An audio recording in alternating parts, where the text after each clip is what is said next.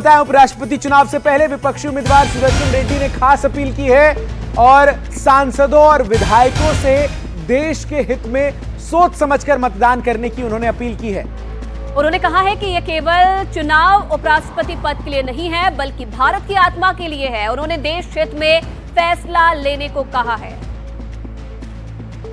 अभी उपराष्ट्रपति के चुनाव 2-3 दिन में आने वाले हैं और मैं आप सबसे दरखास्त करूंगा, अपने पार्टी के हित में नहीं लेकिन देश के हित में सोच समझकर आप मतदान करिए। मुझे पूरा विश्वास है आप जो भी निर्णय लेंगे वो मेरे हित में और आपके हित में नहीं लेकिन देश के हित में आपका निर्णय होगा। जो भी आपका निर्णय होगा मैं स्वीकार करने के लिए तैयार हूं। वहीं श्रीनगर के हजरत बल दरगाह के शिलापट में लगे अशोक स्तंभ के चिन्ह को तोड़े जाने के मामले में अब एक्शन शुरू हो गया है। इस मामले में पुलिस ने सीसीटीवी फुटेज के आधार पर कई लोगों को हिरासत में लेकर पूछताछ भी की है। हजरत बल दरगाह में राष्ट्रीय प्रतीक तोड़ने वालों की मुश्किलें बढ़ने वाली हैं। पुलिस ने कई लोगों को हिरासत में लेकर पूछताछ की है, लेकिन अब तक किसी की गिरफ्तारी नहीं की गई है। पुलिस ने इस मामले में आरोपियों के खिलाफ कई धाराओं में केस दर्ज किया है, जिसमें अधिकतम 3 साल तक की सजा का प्रावधान है। दरगाह के जीर्णोद्धार के बाद यहां शिलापट लगाया गया था। इस बीच नेशनल कॉन्फ्रेंस के प्रमुख और राज्य के पूर्व मुख्यमंत्री फारूक अब्दुल्ला ने कहा है कि शिलापट जरूरी नहीं था, कश्मीर के लोग इसे बर्दाश्त नहीं करेंगे। हजरत बल में जो हुआ वो गलत था, उनको वो बोर्ड लगाना नहीं चाहिए था। इन्होंने वहां बोर्ड लगाया, वो लोगों को पसंद नहीं आया, उन्होंने कहा ये गलत है। बीजेपी नेताओं ने राष्ट्रीय प्रतीक को तोड़ने वालों के खिलाफ कड़ी कार्रवाई की मांग की है। Bureau report, NDTV India.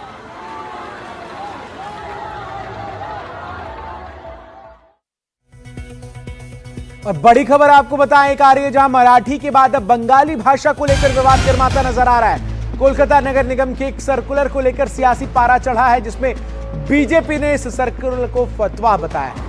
ये सिर्फ एक दिखावा है, बीजेपी ने ये कहा है। ये बड़ी खबर आपको बता दें, जिस तरीके से एक फरमान जारी किया गया था जिसमें बंगाली भाषा का इस्तेमाल करने को कहा गया था, इसे लेकर अब विवाद शुरू हो गया है। कोलकाता नगर निगम के सर्कुलर को लेकर ये सियासी पारा चढ़ा है और बीजेपी ने इस सर्कुलर को फतवा बताया है और ये भी कहा है कि ये सिर्फ एक दिखावा है।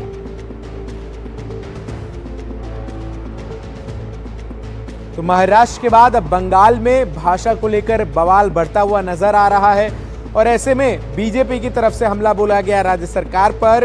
इस विवाद की शुरुआत कोलकाता नगर निगम के उस सर्कुलर में हुई जिसमें दुकानदारों और अन्य प्रतिष्ठानों के मालिकों से कहा गया कि वो साइन बोर्ड में बांग्ला भाषा का इस्तेमाल जरूर करें। इस ऑर्डर के जारी होने के बाद से ही शहर के कई दुकानदारों ने अपने साइन बोर्ड में बांग्ला भाषा के बदलने की भी शुरुआत कर दी, बांग्ला भाषा को अपने साइन बोर्ड में शामिल किया।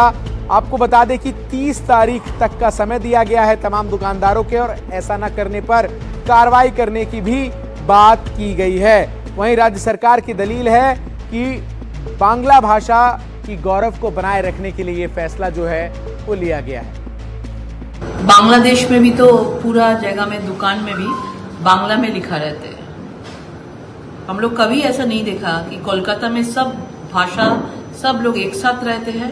यहाँ पे जो जिसका मर्जी है वैसे ही लिखते हैं। इंग्लिश भी रहते हैं, कभी हिंदी भी रहते हैं, कभी बंगाली भी रहते हैं। लेकिन कोई फतवा जारी कर देना, ये पश्चिम बंगाल के लिए आप लोग देखिए कि फ्यूचर हम लोग का भविष्य कहाँ पे जा रहा है। अगर बंगाली इन लोगों को इतना पसंद है, बंगाली लिखो, तो इसमें 26,000 जो नौकरी चला गया वो लोग भी बंगाली है, वो लोग भी बंगाली भाषा में ही बात करते हैं। तो वो लोगों का इतना भयानक परिस्थिति ममता बनर्जी ने क्यों किया है?